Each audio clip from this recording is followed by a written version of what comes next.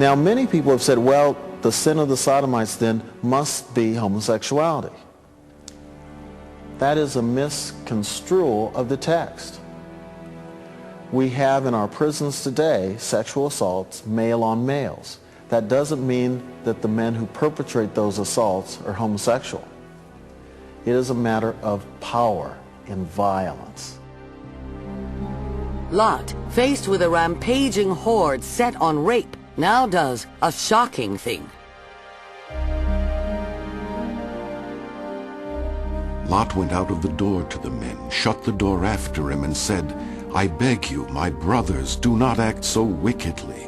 Look, I have 2 daughters who have not known a man. Let me bring them out to you, and do to them as you please. Only do nothing to these men.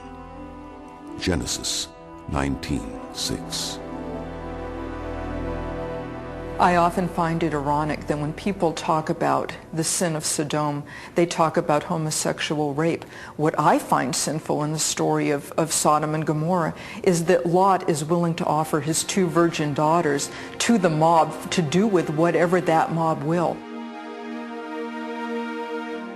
Lot offers his daughters in the book of Genesis because the sexualities of daughters could in fact be negotiated in antiquity. Daughters were often given for political reasons, for material reasons, and in this case, in order to satisfy or to appease the rage and the lust of the men in the city. Before the men of Sodom can accost Lot's daughters, the angels intervene and lead Lot and his family out of the doomed city. The exact nature of Sodom's sin may never be known, but what happens next is indisputable. Then the Lord rained on Sodom and Gomorrah sulfur and fire from the Lord out of heaven. Genesis 19:24. The angels tell the frightened survivors what to do. Flee for your life. Do not look back or stop anywhere in the valley. Flee to the hills, lest you be consumed. Genesis 19:17. But one member of the family does not follow their instructions and is stricken with a punishment unique in the Bible. Lot's wife looked back, and she became a pillar of salt. Genesis 19:26. Sodom is utterly destroyed. The only survivors are Lot and his 2 daughters. The 3 refugees take shelter in a desert cave. But the tale of sex and sin is far from over. Seeing the fiery destruction of the only home they'd ever known, Lot's daughters think that they are the only people left on earth. Like all women of their time, they desperately want children. Perhaps reproduction seems even more urgent to them, since they think there is no one else alive to repopulate the world. And the firstborn said to the younger, Our father is old, and there is not a man on earth to come into us after the manner of all the world. Come, let us make our father drink wine, and we will lie with him, so that we may preserve offspring through our father. Genesis 19:31. Lot is so intoxicated, he recalls nothing of the encounter afterwards. But there is a lasting reminder. Both his daughters conceive and bear sons. Though the Bible has detailed prohibitions against incest, Lot and his daughters are not punished for this offense. But some experts think this besotted encounter might in itself be a punishment for Lot's other sins. It may be that the Bible is telling us inherently that Lot has been punished for his willingness to offer up his daughters to strangers.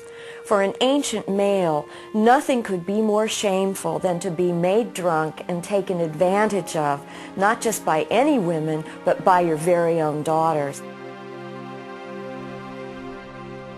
Though there is sin and shame and love gone terribly wrong throughout the Hebrew Bible, there is also a great celebration of physical passion between man and woman. An entire book of the Bible, called the Song of Songs, is devoted to the joy of sex. Thank God Song of Songs is in the Bible. If Song of Songs was not in the Bible, we would never know that erotic love was real and that it was permissible. Good old lust, good old passion, good old grinding is permissible. The song is a collection of free-form poems written in the voices of a maiden and her lover. My beloved thrust his hand into the opening, and my inmost being yearned for him. I rose to open to my beloved, and my hands dripped with myrrh, my fingers with liquid myrrh, upon the handles of the bolt. You are stately as a palm tree, and your breasts are like its clusters. I say I will climb the palm tree and lay hold of its branches. As an apple tree among the trees of the wood, so is my beloved among young men. With great delight I sat in his shadow, and his fruit was sweet to my taste. Sustain me with raisins, refresh me with apples, for I am sick with love. How graceful are your feet in sandals, O queenly maiden. Your rounded thighs are like jewels, the work of a master hand. Your navel is a rounded bowl that never lacks mixed wine.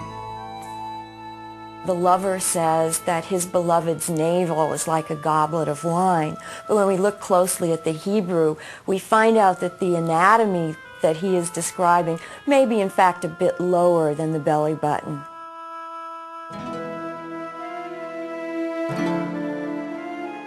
The Hebrew simply revels in the good gifts of God. And one of these gifts is the gift of sexuality between male and female. And this is a gift of God to be enjoyed under the directions of God. Perhaps the Song of Songs is not only about the delight of physical love.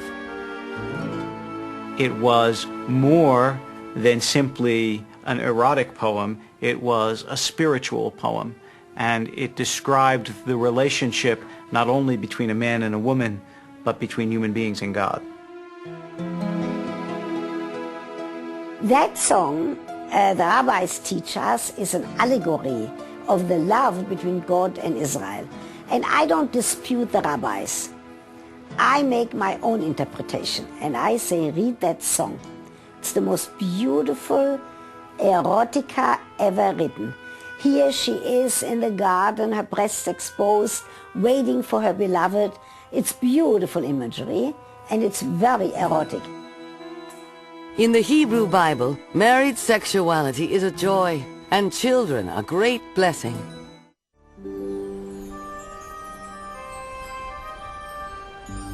In the world of ancient Greece and Rome, it was not unheard of for virgins to give birth. The children born of these untouched maidens were generally considered to be divine. Pythagoras, Plato, Alexander the Great. They all are said to be the products of virgin birth. Pagan mythology also features many tales of humans bearing children to the gods.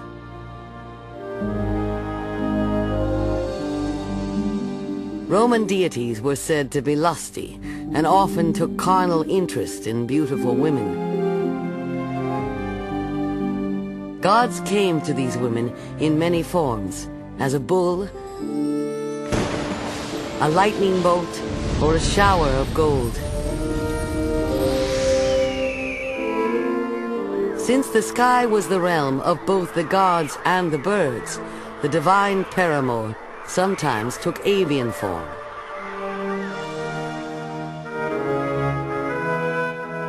When the Roman god of thunder, Zeus, fell passionately in love with a woman named Leta,